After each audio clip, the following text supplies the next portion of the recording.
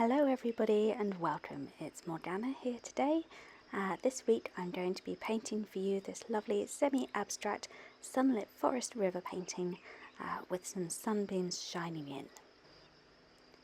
I'm starting today with a piece of Saunders Waterford Hot Press watercolour paper taped to my board, which I've laid nice and flat on plenty of newspaper. And I'm going to be using a palette knife to do the initial paint wash today, the initial laying down of the paint. And all I'm going to do to get this ready is put my paint directly onto the flat underside of the palette knife. So the first colour I'm using here is Permanent Yellow, which is one of the Davidson's Pigments handmade paint range, which you can find more information on by following the link in the video description below. I'm also using some Winsor Red, which is a lovely sort of rich, deep, sort of a slightly blue tinged red colour, and a touch of Payne's grey as well for a little bit of darkness. You can see there I've got them all lined up nicely on the flat edge of my palette knife. And I'm not spraying any water to start with. I've got a nice dry piece of paper just so that I can control the paint, and you can see I'm just doing this initial horizontal swipe just roughly a third of the way up the paper. I want to get a nice blend of the paints as I go along, so that when I do add some water we get an interesting dispersion of colours and a little bit of movement. So you can see that I'm adding a little bit more paint as I go. If you do run out of paint on your palette knife, don't be afraid to add more, although this technique does use more paint than you usually would for a watercolour. And obviously you need to have some tube paint. It doesn't work with regular pans. So there we are, I've got my nice swipe of paint. Now I'm bringing in my water spray and I'm going to give it a really good spritz just along this horizontal line. And you can see some of that paint's already starting to move and sort of bleed out into the water that I've put on. So first step, I'm pulling it upright and letting this paint run vertically. And I'm going to continue to spray so that I've covered this whole bottom third of the paper with water, so we get a nice soft diffusion of paint, because this here is going to be our river, our water essentially, so I want the reflections to be quite soft. And just encouraging the paint with the palette knife, just giving it a little prod, a little bit of judicious encouragement.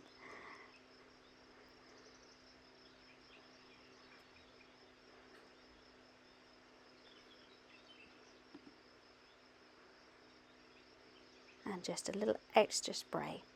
You can see there the paint is its natural tendency on dry paper is to form those sort of long rivulets, those quite defined lines. Like I said, this is going to be our waterfront, our piece of forest river, so I don't want those sort of those strong lines on this side. So I'm just wiping up the excess water there with a bit of tissue, and now turning it upside down and spraying again.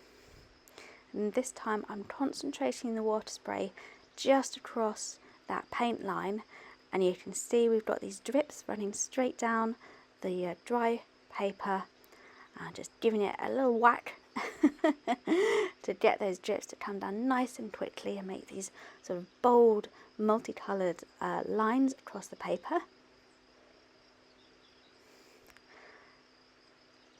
Of course, you don't need to whack it or tap it. You can just sort of hold it carefully if you're worried about tapping, and just sort of let them take their course. But I'm an impatient painter, so give it a good old whack. Just encourages the water to move a little faster.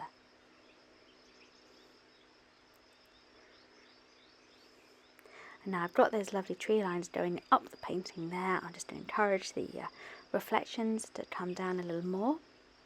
You can see from that one swipe with that mixture of colours, we're actually getting a really, really pretty blend of sort of lots of different yellow and red, orange, sort of rusty dark shades there.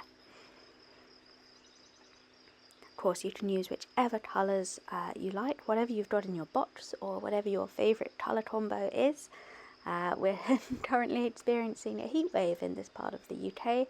It's very, very hot. So perhaps that's where my desire to use these bright reds and yellows came from. But as you can see, all I'm doing at the moment is just sort of flipping the painting from one side to the other and just getting this lovely verticality here. Just going to keep encouraging the paint to move with the water. I'm going to add a little bit more yellow in as well onto this left side here, just to give a little bit more variation in the colour.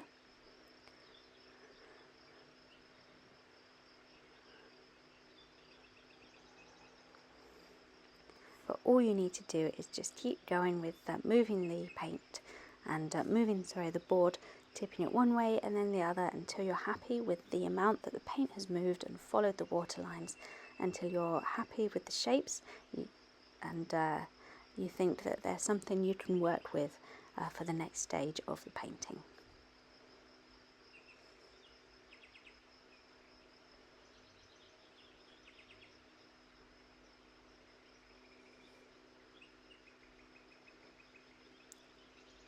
So there we go, that's the extra yellow going on. Again, just using the flat edge of the palette knife to incorporate it into this nice strong paint line, giving a little spray of encouragement and then tipping the board again. And that way we get some fresh colour and some more lines.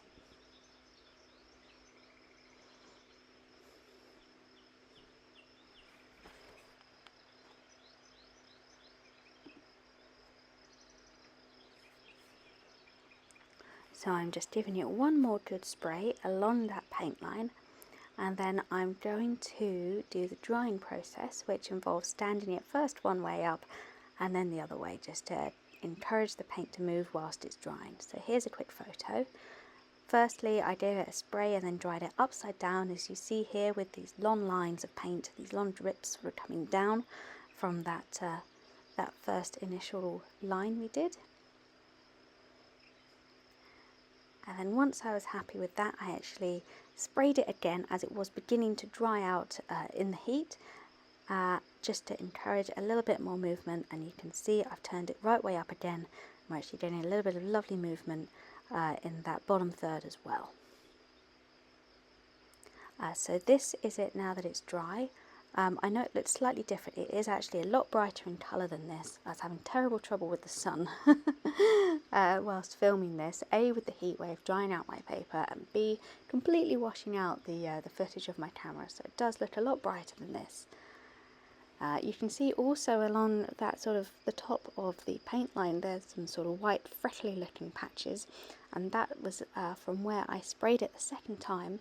Some of the paint here along the top had already dried by the time I sprayed it, so that is the marks left by the water spray.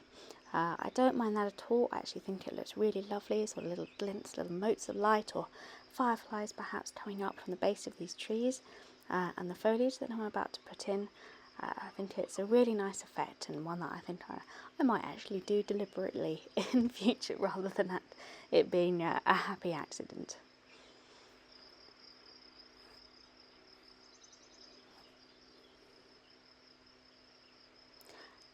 So just going to start defining these trees, these lovely tree trunks. Of course, at the moment they just sort of look like runs or drips, but with just a little bit of extra detail, we can help to transform them. So I'm using my sword liner brush and my tree and texture brush, and a combination of these is going to create some lovely loose sort of foliage. I'm going to create some sort of shrubs and bushes around the base of these trees, plus some lovely sort of tall, bold grasses standing up around them, just to really start to emphasize the tree line here, to bring this more out of the abstract and into something that the eye can more easily recognize. And you can see here I'm just dabbing with the texture brush to create these lovely sort of soft shapes.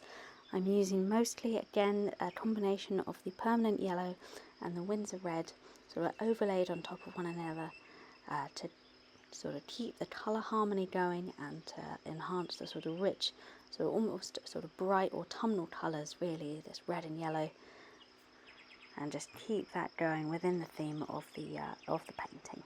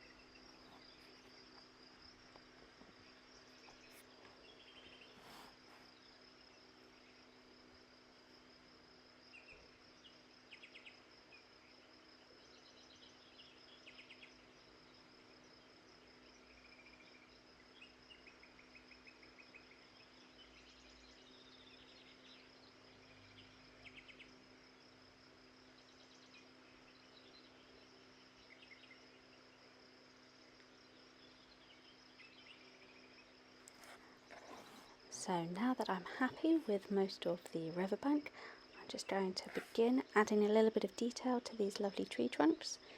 These long drips that we got coming down from the first initial wash, I'm now going to use some loose paint and my thin brush to just start adding in a few branches.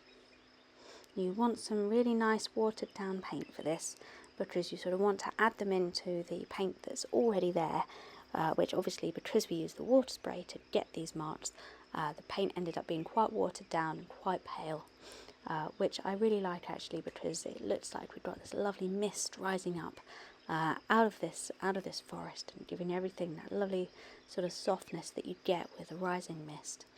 And of course we're going to pop in some beautiful sunbeams later as well, which are going to look especially beautiful as they look like they're going to be coming through that lovely forest mist. But for now, just use the paint on your palette that's the similar colours and hues that you've already created. Just water it down and use your fine brush to start adding in some lovely loose branches and a little bit of extra detail on these trees. You can add in just branches coming off of these sort of lovely tall trunks that we've already got, and I'm also going to add in a few extra sort of trees in the background as well, using some really diluted paint.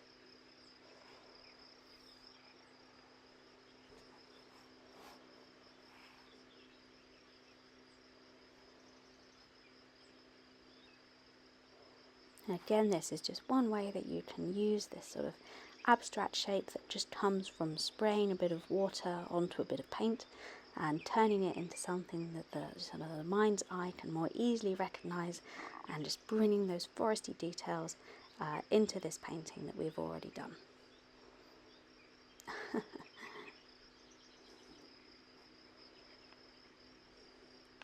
And of course you can use a clean and dry bit of tissue to just soften down any lines that you've put in that you think are a bit too bold, where the paint is a little bit too strong.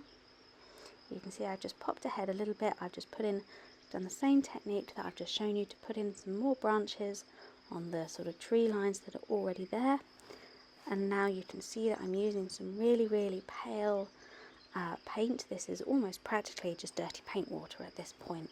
And I'm just doing these long, great big strokes with a few little branches coming off behind the original trees from the first wash, just to really fill out that tree line and give the impression of a really sort of nice, misty, dense forest behind those first initial trees behind that riverbank.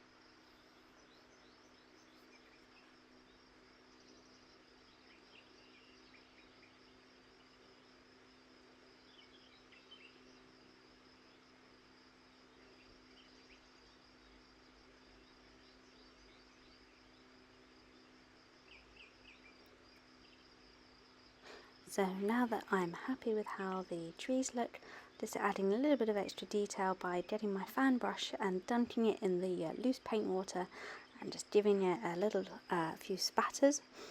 I love the sort of texture you get from doing this. If you do this quite carefully without too much paint on the brush, you get these tiny little freckly spatters and they look so sweet and delicate. In a painting like this, I think they just sort of give it that little extra dimension. They look perhaps like little sort of puffs of seed coming up from the foliage here, or just little glints of light, little dust motes glinting in the light that's coming through. Obviously this is entirely optional. It's not quite your thing, then don't do it. But for me, I do like this stage, just adding a little bit of extra freckly detail into a painting. Also, it's fun. It's one of the main reasons I do it. Basically, I'm using a really light yellow and a really light bit of orangey red that I've mixed up as well, just to do this. You can see that I'm doing it along the bottom third quite carefully here to just get these little freckles and spatters in the water as well.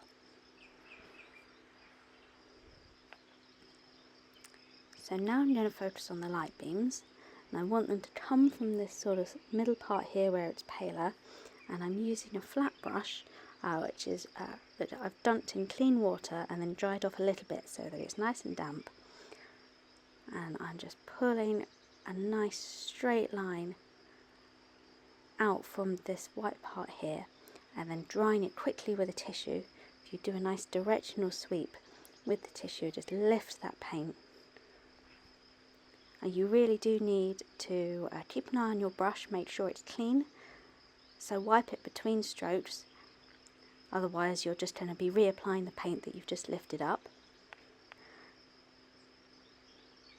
And you should, with great care, get these lovely crisp white lines, or at least whitish, coming down from your sort of chosen point of origin. So I've chosen the sort of roughly the centre of the painting here where it naturally looks lighter. And so I'm just pulling these sunbeams out. Ideally you want a brush, a good quality flat brush where the bristles all align into a nice crisp sort of sharp chisel edge. You get a straight line. Otherwise, your sunbeams could turn out to be a bit fat and wonky.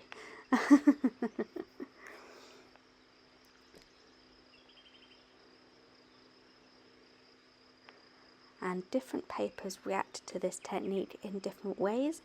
I'm using cotton paper here, which is a really good start. Obviously there's several brands you can use of cotton paper and some work better than others. I'm using Saunders Waterford Hot Press paper, which as you can see is working really quite nicely.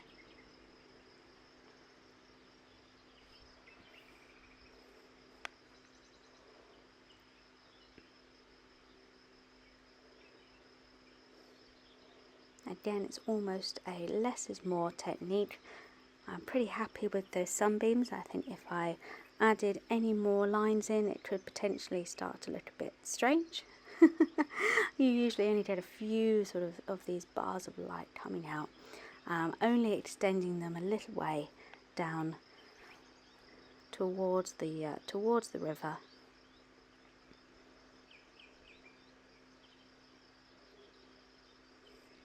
And you can see I'm making the ones on the edge longer than the ones in the centre, and get that natural sort of starburst shape.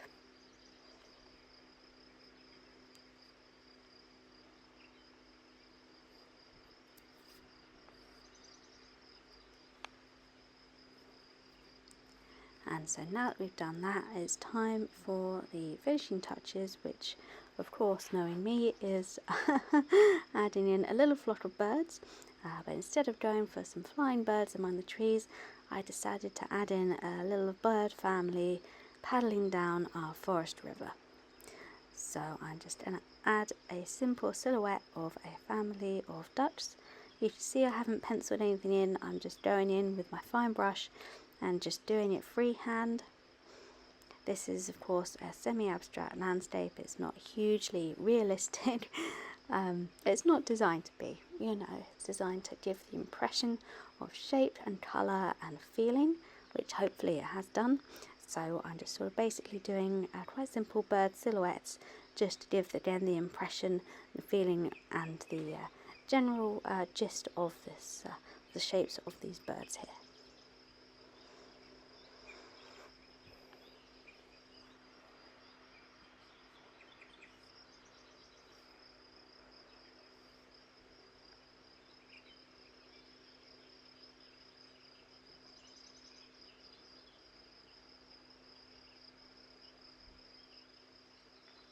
And of course, if you are not super confident at this, you can definitely use a light pencil to just draft in your shapes before you start painting. In retrospect, perhaps I should have done that as well, and then I wouldn't have ended up with a last little duckling that looks slightly like a pterodactyl, but there we go. Like I said, it's just about the shape and the impression in this painting, rather than the too many sort of true to life details.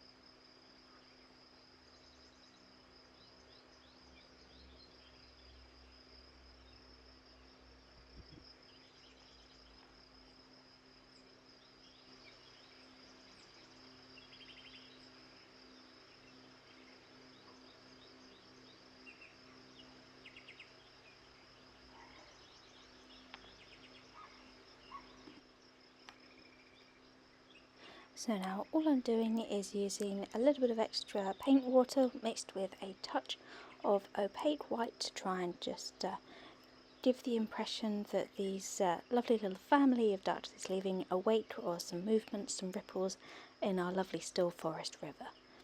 You can do this just with your paint water mixed with a little bit of either an opaque white watercolour like zinc white or like a little bit of white gouache if you've got that in your paint pots. And all you need to do is just some small lines around the sort of the front and the back of the animal, just to give the impression that the animal is moving through the water, just taking up a few gentle sort of ripples, just that little bit of movement.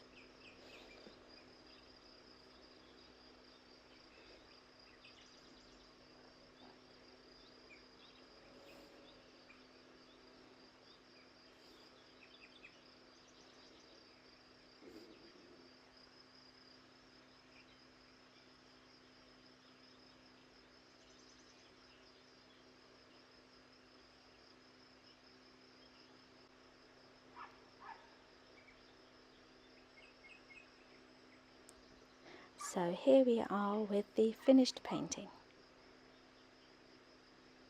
Thank you everybody very much for watching. I hope you enjoyed the video. I hope you enjoyed watching the process of this painting come to life. As I said earlier, if you're interested in checking out any of our own handmade watercolour paints, please follow the link below. And check out my Patreon page as well for a ton of extra content if you fancy some more videos. But thank you everybody again. I appreciate you watching so much. A big shout out and a thank you to my current patron members who help support this channel. And a big thank you to all of you who are watching. So wherever you are, whatever you're up to, I hope you have a lovely rest of the day, and I look forward to seeing you all again in the next video.